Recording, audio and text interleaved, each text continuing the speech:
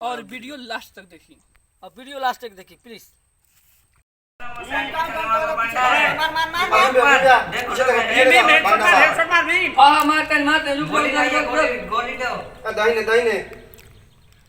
Right right right right right right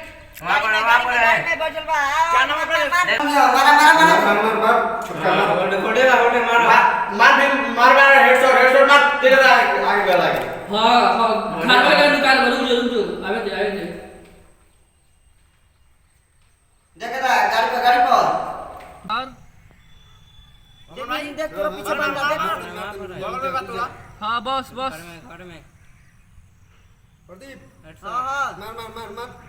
मारता नहीं बस हो गल हो गल। किलो गले गाड़ी में भागल गाड़ी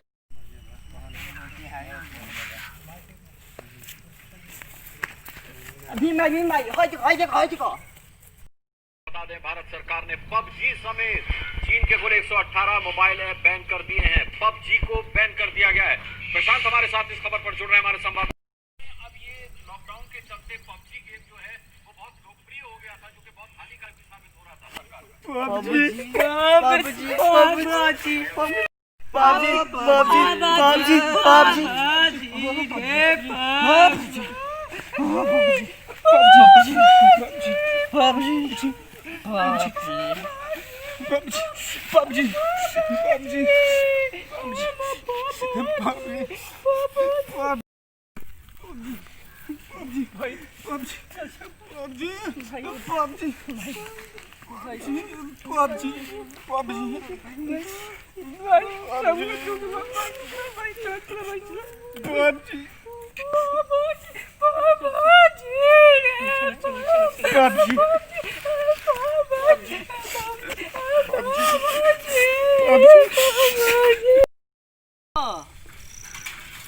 ना बानी है खेतवा भैया तो मालूम बा कि ना पबजी बंद हो गल। भीमा प्रदीप अमन भैया सब कोई पागल हो गल बा लोग।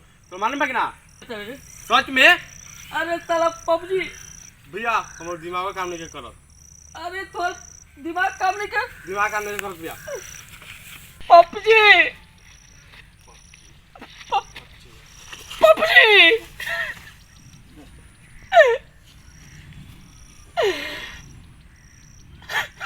पबजी अरे ई मोदी सरकार बा पबजी। पहले तो लॉकडाउन के बाद तनी टाइम पास होत लगा तो पबजी ओकरो का बैन कर देलक। टिकटॉक अरे मोदी सरकार जी और अब टिकटॉक पर डांस कर देनी रबरा बैन कर देनी बेबेटवा बंद कर देनी। अब तो पबजी तो कम से कम छोड़। हमरा मालूम बा कि लोगन देश खातिर करतनी, लेकिन देश के हमरा जैसा लाचार लफंड लड़का के तो सोचे के चाहिए। अब पबजी भी नहीं के हम क्या करे रहोगे पबजी।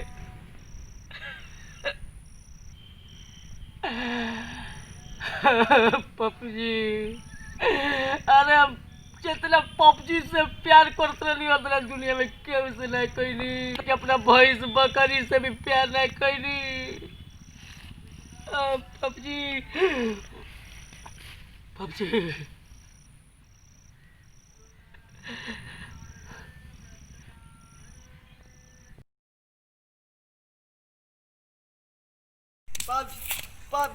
पबजी पबजी ऐसा ही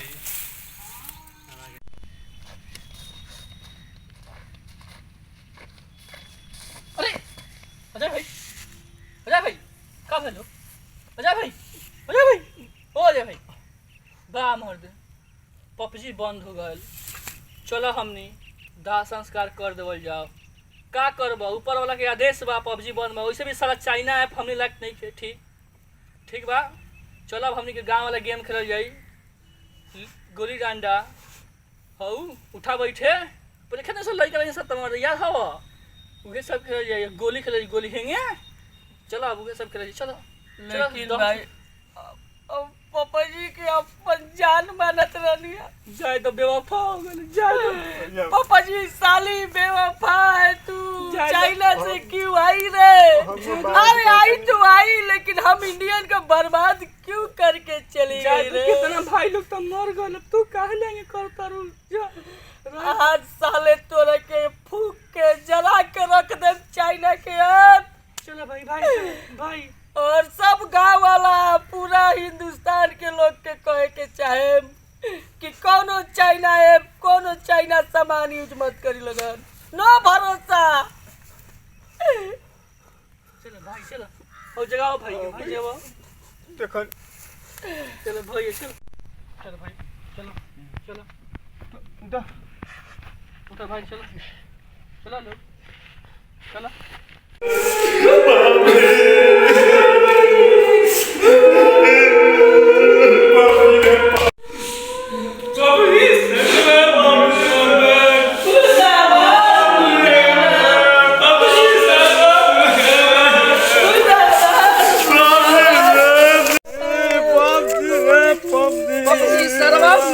मुर्दाबाद मुर्दाबाद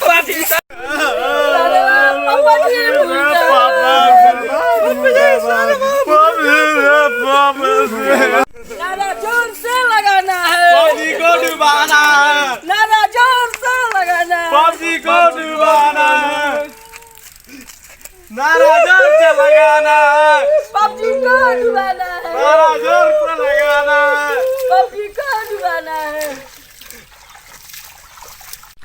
जा सरल पपजी जा साले तोरा के जवानी ना साले धबा देनी है तो आत्मा हमेशा साले भक्त करते रही भटकते भटकते साले तू वही भटक में जेंगे, हमनी के आत्मा भटकत तो चेतना हमनी तोरा के याद करनी से दिल में बसनी से प्यार करनी से वही तू साले भटकबा मर जो साला, यही में डूब के मर गला जो। दे सरकार साला, तो गला तोरे दे के साला। खाली बंद कर लगा, हम तो तोरे के डुबा देनी।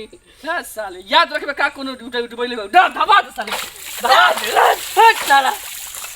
पबजी सरवा मुर्दाबाद मुर्दाबाद मुर्दाबाद।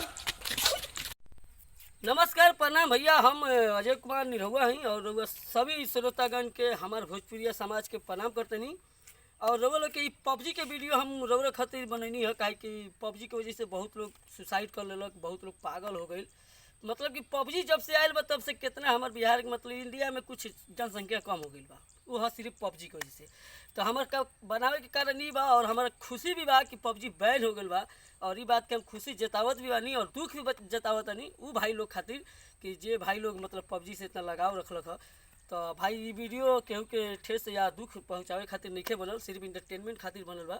और एक और बात, हमारे चैनल अजय कुमार निरहुआ इंटरटेनमेंट के रउआ लोग सब्सक्राइब कर दी, और वो एगो होला बेल आइकन के घंटी के दबाएल ना भूली। प्लीज लाइक करो, लाइक और लाइक कैला के बाद एगो सबसे बड़का बात शेयर करी, काहे कि रउआ लोग के शेयर एगो शेयर हमरा बहुत प्यार मिली उस शेयर से। कमेंट भी और करी, कमेंट करके बताई कि पबजी कैसा लगा और वीडियो लास्ट तक देखी। और वीडियो लास्ट तक देखी प्लीज।